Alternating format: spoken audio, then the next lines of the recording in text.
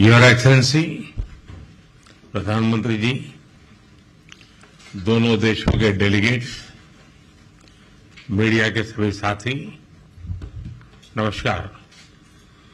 दोपहरदान।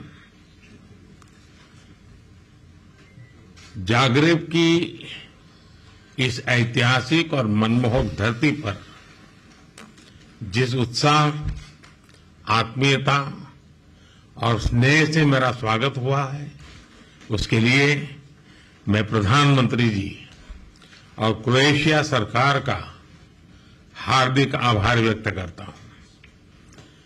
किसी भी भारतीय प्रधानमंत्री की क्रोएशिया की ये पहली यात्रा है और इसका सौभाग्य मुझे मिला है। फ्रेंड्स, भारत और क्रोएशिया लोकतंत्र, रूल ऑफ लॉ, प्लुरलिज्म और इक्वलिटी जैसे साझा मूल्यों से जुड़े हैं।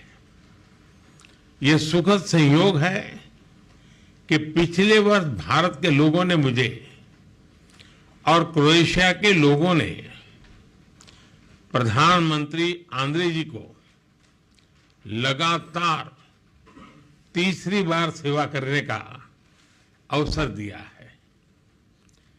इस जनविश्वास के साथ हमने अपने तीसरे कार्यकाल में अपने द्विपक्षीय संबंधों को 3 गुना गति देने का निर्णय लिया है। रक्षा क्षेत्र में लॉन्ग टर्म सहयोग के लिए एक रक्षा सहयोग प्लान बनाया जाएगा, जिसमें ट्रेनिंग और मिलिट्री एक्सचेंज के साथ साथ रक्षा उद्योग पर भी फोकस किया जाएगा।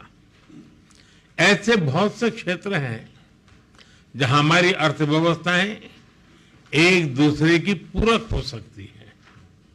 हमारे इन क्षेत्रों को चिन्हित किया गया। हमने द्विपक्षीय व्यापार को बढ़ाने और विश्वसनीय सप्लाई चेन तैयार करने के लिए कई क्षेत्रों में सहयोग बढ़ाने का निर्णय लिया है।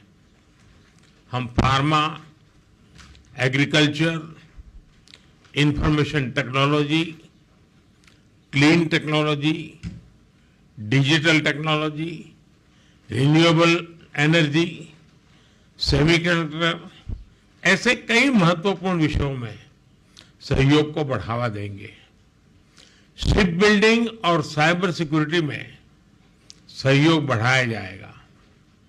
भारत की सागरमाला परियोजना के तहत हो रहे पोर्ट मॉडर्नाइजेशन, कोस्टल जोन के विकास और मल्टी मॉडल कनेक्टिविटी में क्रोएशिया की कंपनियों के लिए भी व्यापक अवसर है। हमने अपने एकेडमिक इंस्टीट्यूशंस और सेंटर्स के बीच ज्वाइंट रिसर्च और कोलैबोरेशन पर बल दिया है। भारत अपने स्पेस अनुभव को क्रोएशिया के साथ साझा करेगा। फ्रेंड्स, हमारे सदियों पुराने सांस्कृतिक संबंध आपसी स्नेह और सद्भाव का मूल है। इवान फिलिप वेजनिन ने 18वीं शताब्दी में पहली बार यूरोप में संस्कृत व्याकरण प्रकाशित किया। 50 वर्षों से जागरेब यूनिवर्सिटी में इंडोलॉजी विभाग सक्रिय है। आज हमने अपने सांस्कृतिक और पीपल टू पीपल संबंधों को और बल देने का निश्चय किया है। जागरेब यूनिवर्सिटी में हिंदी चेयर के एमओयू की अवधि 2030 तक बढ़ाई गई है। आने वाले 5 वर्षों के लिए कल्चरल एक्सचेंज प्रोग्राम तैयार किया गया है। लोगों के आवागमन को सरल बनाने के लिए मोबिलिटी एग्रीमेंट को जल्द पूर्ण किया जाएगा। क्रोएशियाई कंपनियां भारत की आईटी मैन पावर का लाभ उठा सकेंगी। हमने दोनों देशों के बीच टूरिज्म को बढ़ाने पर विचार विमर्श किया। यहां पर योग की लोकप्रियता को मैंने स्पष्ट रूप से अनुभव किया है। 21 जून को अंतर्राष्ट्रीय योग दिवस है और मुझे विश्वास है कि हमेशा की तरह क्रोएशिया के लोग इसे धूमधाम से मनाएंगे। फ्रेंड्स, हम सहमत हैं कि आतंकवाद मानवता का दुश्मन है, लोकतंत्र में विश्वास रखने वाली शक्तियों का विरोधी है। 22 अप्रैल को भारत में हुए आतंकी हमले पर संवेदनाओं के लिए हम प्रधानमंत्री जी और क्रोएशिया सरकार के हार्दिक आभारी हैं। ऐसे कठिन समय में हमारे मित्र देशों का साथ हमारे लिए बहुत मूल्यवान था। हम दोनों सहमत हैं कि आज के वैश्विक वातावरण में भारत और यूरोप की साझेदारी बहुत महत्व रखती है।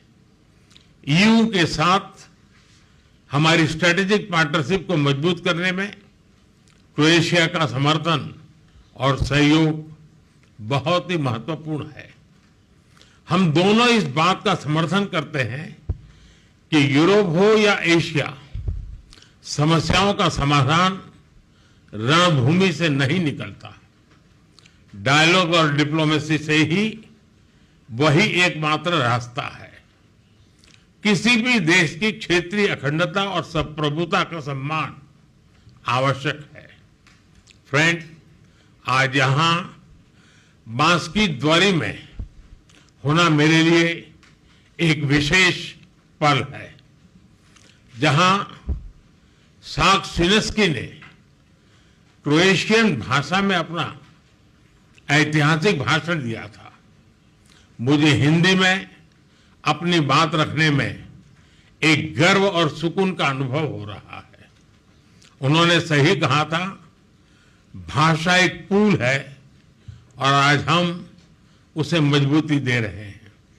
एक बार फिर क्रोएशिया में हमारी आवाभगत के लिए प्रधानमंत्री जी का हार्दिक धन्यवाद करता हूं और प्रधानमंत्री जी मैं यह भी आशा करता हूं कि आप हमें भारत में जल्द से जल्द स्वागत करने का अवसर प्रदान करेंगे।